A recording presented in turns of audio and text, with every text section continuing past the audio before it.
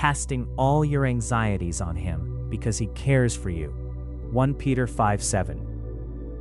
Welcome to this explainer. If you found your way here today, I'm guessing you might just be looking for a moment to breathe. So let's actually create that calm space right now together. Today we're unpacking a really profound piece of wisdom directly from our source material, all about how to completely surrender those heavy, invisible burdens to divine care. Because let's be honest, we don't just need empty platitudes when our minds feel chaotic. We need a real, actionable approach to finding peace. So go ahead and take a slow, deep breath. Settle in. Let's explore exactly what this text offers for an anxious mind. Okay, let's dive into this. Are you carrying a heavy weight right now? I want you to take a second and genuinely just sit with that question. The source material begins by acknowledging a really hard truth. We so often walk through our days carrying these completely invisible, exhausting loads. We go to work, we talk with friends, we run errands, all while pretending our shoulders aren't absolutely aching from the immense pressure we're holding on to. It's a deeply validating starting point, really. The text doesn't ask you to pretend everything is fine. It directly confronts the reality of that heavy, exhausting weight. Because recognizing it, that's literally the essential first step before any real relief can happen. When the text breaks down what actually makes up that heavy weight, it identifies three very specific, deeply interconnected burdens: stress, fear, and overthinking. What's so insightful about how the source presents these is the loop they create. Think about it. Stress often manifests as this purely physical exhaustion, a tightness in your chest. Well, that physical stress feeds directly into emotional fear, a creeping dread about what might happen next. And that fear is the exact trigger for the mental storm of overthinking, where your brain frantically tries to solve problems that haven't even happened yet. It is completely understandable to feel overwhelmed when these three forces are continuously feeding off one another. But here's the foundational premise the source material presents to break that cycle. You do not have to carry this alone. When we're completely consumed by that loop of fear and overthinking, the most overwhelming part is almost always the isolation. It's that sinking feeling that it's entirely up to us to fix the problem, to shoulder the weight, and to simply survive it.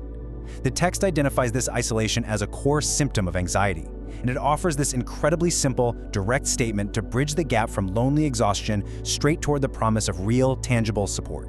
And this brilliantly illustrates exactly what that support looks like. On one side, we have the painful reality of carrying the burden in complete solitude.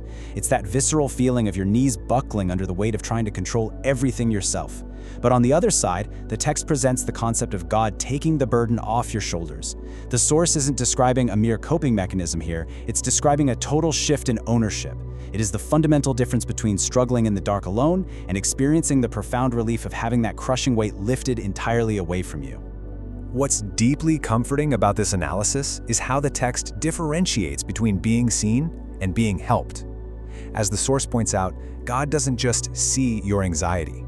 Now, don't get me wrong, being seen is incredibly validating. It truly matters that your struggle isn't invisible. But psychologically speaking, if someone simply sees you struggling under a heavy weight and offers nothing but passive empathy, it doesn't actually lighten the physical load one bit. The text emphasizes that being seen is really only the very first step. The comfort offered here goes much, much deeper than passive observation. It's an active, intervening kind of support. Now, what's really interesting about this next part is how the source anchors this entire concept in one specific verse, 1 Peter 5:7, casting all your anxieties on him because he cares for you. What is fascinating here is the original context of the word casting. It doesn't mean just, passively dropping a few worries when you happen to remember to. In its historical and linguistic context, casting is an active, deliberate, and sometimes even forceful throw. You are purposefully hurling the entire heavy load, all your anxieties, not just a curated few, completely away from yourself. The text presents this as a powerful, active choice to relocate your stress, your fear, and your overthinking. The text defines the mechanism behind this exchange as divine care.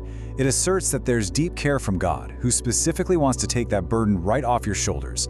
To maintain our understanding of the text perspective, it's absolutely crucial to note that the source material emphasizes a divine desire to actively intervene. God is not presented as some distant observer waiting for you to figure it out on your own.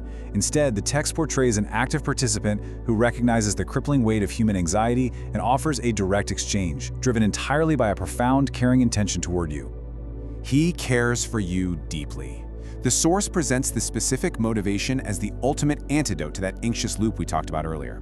When the overthinking starts to spiral, or the fear begins to creep back in, this is the foundational truth the text suggests returning to. You aren't just casting your burdens out into a cold, empty void, hoping they magically disappear. The source material argues you are handing them over to a presence that cares for you deeply.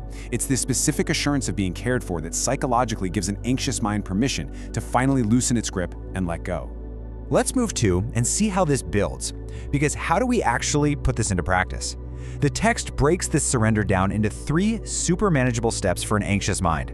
Step 1, give it to him today. The emphasis here is on immediate action, not waiting until you have everything figured out perfectly. Step 2, let go. Now, the source recognizes this is often the hardest part because anxiety tricks us into believing that worrying equals control. Letting go requires trusting the care we just discussed.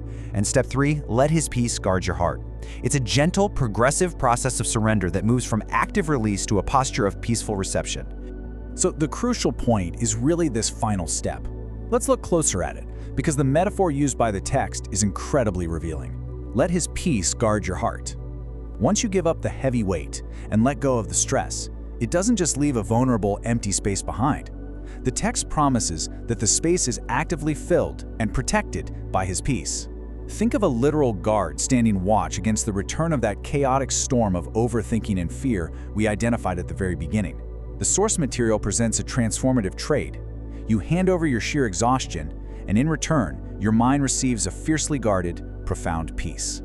Which brings us to the ultimate takeaway presented by our source material today.